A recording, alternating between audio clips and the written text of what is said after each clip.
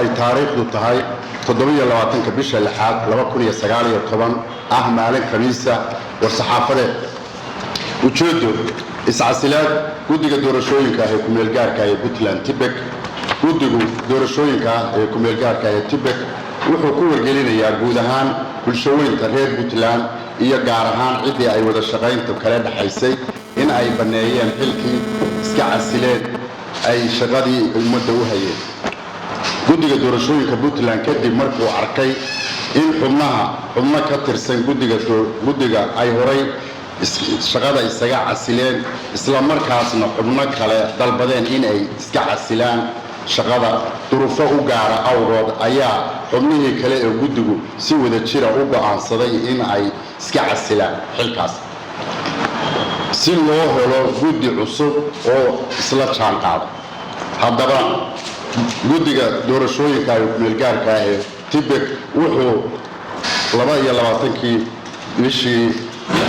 2019 madaxweynaha dowlad goboleedka Puntland u gudbiyay warqad iscasilaada taas oo sumadeedu ahayd maxay sumad lambar intaas warqadda ku xusan kuna taariikhaysnay 2019 warqadaas oo madaxweynuhu ka aqbalay markuu xeeriyay codsiga guddiga doorashooyinka ku meel gaarka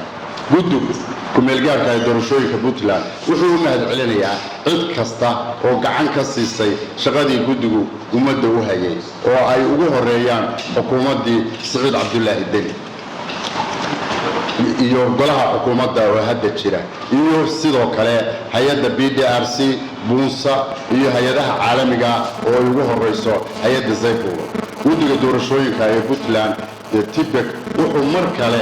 si gaar ah ugu mahadcelinayaa madaxweynaha dowlad goboleedka Puntland Saciid Cabdullaahi Deni sida qiimaha leh oo uu uga aqbalay iscasilaadda guddigu ay codsadeen la soo dhisana xukuumadda hadda jirta iskale iyo baarlamaanka waa marka koowaad shaqadaas waxaa iskale xukuumadda hadda jirta iyo baarlamaanka laakiin anagu madaxweynaha laftigiisa waanu kala hadalnay waxaanu ku niri maadaama anagu meesha aanu banaynay ballanqaadkaagii ku aadanaa arrintaas in la gaarayo si uu u fulo guddigii dhaqso u magacaabo si aan meel bannaan u dhicin isaguna wuu ku howleeyahay isagaba naga horreeyo wuxuu nagu yiri hadda intuusan fadhiga baarlamaanku dhan xirmin ayaan guddigii soo magacaabaya si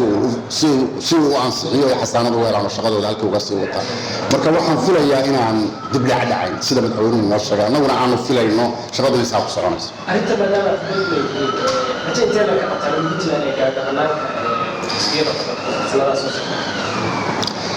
horta rajadu waa rajo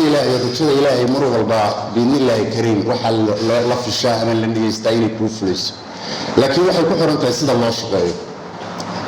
shaqada in la shaqeeyana dhinacyo badan baa iskale dhinaca xukuumadda laga rabaa dhinaca baarlamaanka laga rabaa dhinaca shacabka Puntland baa laga rabaa dhinaca kale waxa laga rabaa guddiga shaqadiisa inuu guto dhinaca kale hay'adaha caalamiga ah waxa kan gacan ka geeyaan intaas inta hal dhinac ka banaantay shaqadu ma soconayso laakiin intaas hadday isla jaan qaadaan shaqada waxaan ugu aaminsanahay shaqadaas inay soconayso biidnillaahi kariim wayna soconaysaa saan isleeyahay anu kale gudoomiye garow online ayaan socdaa waxaa jirta dardargelin ay dowladdu dardargelinayso arrimahan dimuqraadiyadda idinkaana waqti ay dowladdu arrintaas dardargelinaysa ayaad kusoo beegteen iscasilaadii ma idinka ayaa u arkay in aydan wadi karin shaqadii dardargelintii arrimihii dimuqraadiyadda dardargeliyey mise presidentka dowladda idinkaga yimi oo ah inaad iscasishaan la jira maya xaggaas waxbaha aaday warqadan bay ku xusan tahay waxaana waanu isku casilay waan ku celinayaa war-saxaafadeedka aan akhriyayna ka mid bay ahayd rag guddiga ka mid ah ayaa horey isu casilo meesha kaba maqanba oo xubnaha ka tirsanaa ayaa baneeyey meesha isla markaa rag kale ayaa duruufo ayaga u gaar ah door biday in ay shaqadii baneeyaan maadaama markaa rag horena isu casilay kuwo kalena ay dalbadeen waxaanu wadatashi kadib waxaanu door bignay inaanu annagoo dhan is wada casilo si loo helo rag cusub oo la jaan qaada xukuumadda cusub shaqadeedina sii gudubta marka duruuf anigana kaliftay iyo cid la eri kartaa ma jirto waa annagu inta madaxweynuhu ku dhacana marka baarlamaan 4 iyo 40 iyo wax ku dhow codkiis baan ku dhacnaa marka hiif iyo buug iyo dagaal iyo midnimo jira annaga ayaa waxaanu door bidnay go'aanka inaanu qaadano si guud baan ugu wada qaadan